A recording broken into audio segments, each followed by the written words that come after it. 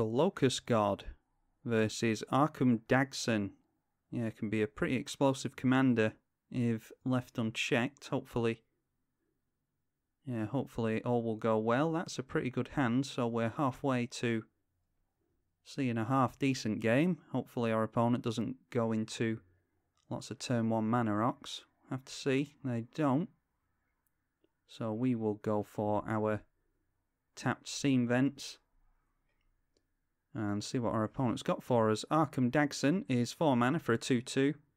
You can tap it and a target artifact creature's controller sacrifices it. That player may search their library for a non-creature artifact and put it onto the battlefield. Then shuffle your library. And going for a Plaguemere on turn 2. That is a Mana Dork 1/1 with Infect. We'll grab our Steam Vents, bring it in tapped. And we will get on with our ramping. We want to get into Thought Vessel here. And then we can go into Darksteel Ingot the next turn most likely. And then hopefully we'll be on 4 mana next turn. So we can tap our lands to go for the Darksteel Ingot and then go in for Swiftfoot Boots. I think that's a good plan, because it looks like we are racing our opponent to get things done. So why don't we go for that? Our opponent is F6'd, which is good. That means they don't have any free counter spells in hand.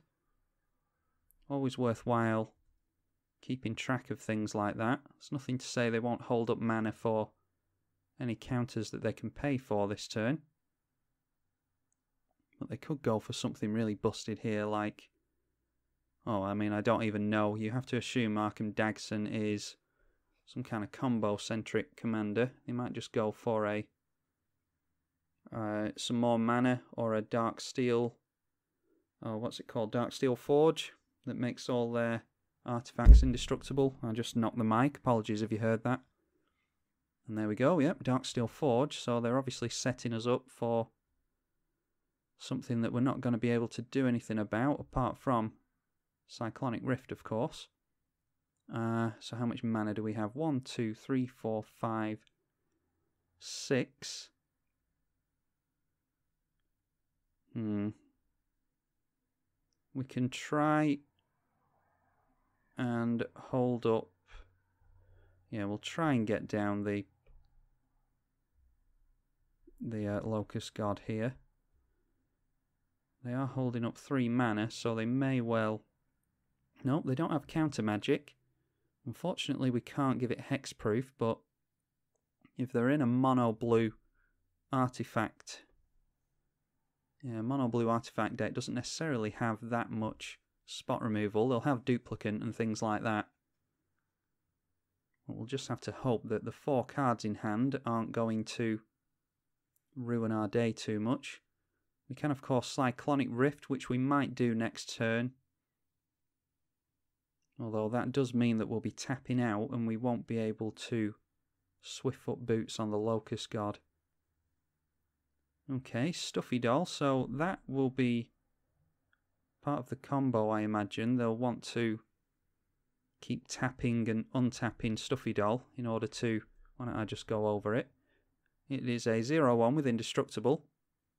And when it enters, you choose a player. They have chosen us. Whenever it is dealt damage, it deals that much damage to the chosen player. That is, of course, us.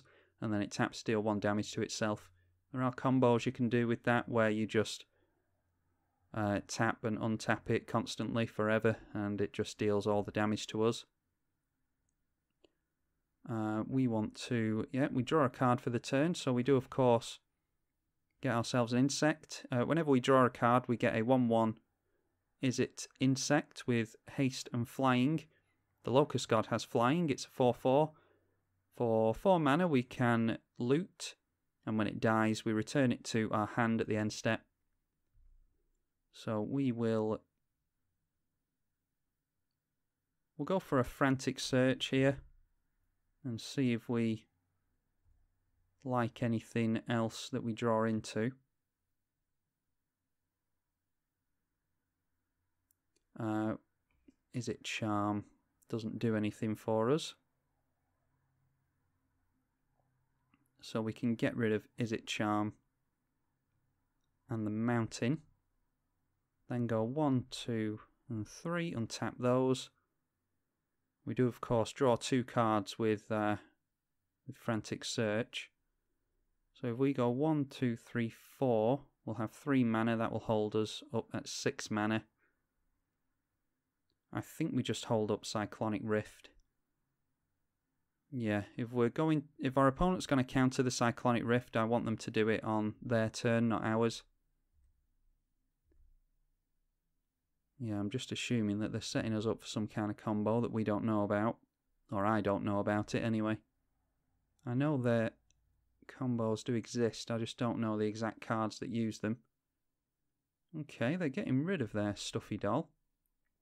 So clearly they're after something else entirely. If we can knock the Darksteel Forge back to their hand, then that actually switches on our artifact destruction. That makes we actually run these 2 in Daretti, and what we can do with the Magsynth Lattice, we can use Vandal Blast and it will blow up all of your opponent's permanents. Yeah, so what we'll do is, if they try to blow up all our stuff, in response we can try and Cyclonic Rift, and that will make it so that it will make it so that our permanents are not artifacts anymore when we get rid of the Magsynth Lattice. If they go for that, it might actually be worth doing the Cyclonic Rift for 2 mana and then holding up Dissipate. Okay, Chroma's Memorial. They've got lots of expensive stuff going on. They can sack their own Arcum Dagsson if they want to. Why don't we try this Cyclonic Rift? They may well have counter magic held up, but it at least gets it out of their hand.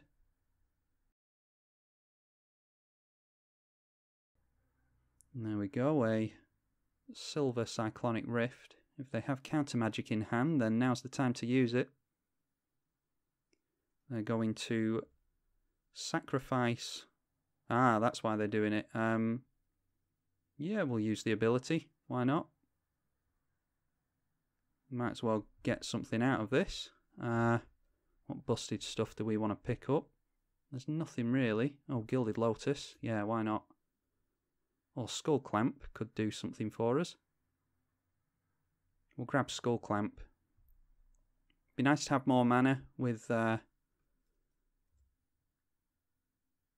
wanting to. Actually, do we get the? How does that work? I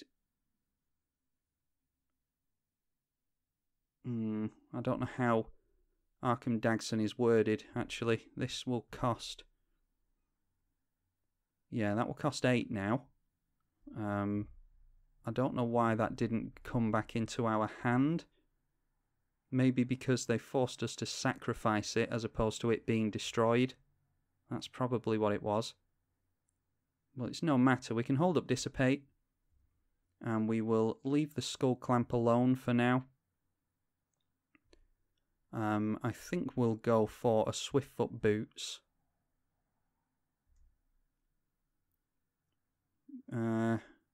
Actually, no, I'm not going to bother Swiftfoot Boots, just in case they blow up one of our non-basics. Once we tap the command tower to put the Skull Clamp, not the Skull Clamp, put the Swiftfoot Boots on an insect, we'll only have 2 blue mana held up, and then if they wasteland one of them, we won't necessarily be able to Dissipate. Plus, we're holding up Rapid Hybridization in case our opponent gets their commander through our Dissipate. We will counter that. And yeah, there we go. So what they were aiming for there was Gilded Lotus. They could tap that down for 3 mana, tap down an island to get down their Arcum Dagsson. And yeah, they clearly couldn't do that because we countered their Gilded Lotus. I'm assuming I mentioned it already, but I'm assuming the Locust God didn't come back into our hand from the graveyard because the Arkham Dagson had us sacrifice it.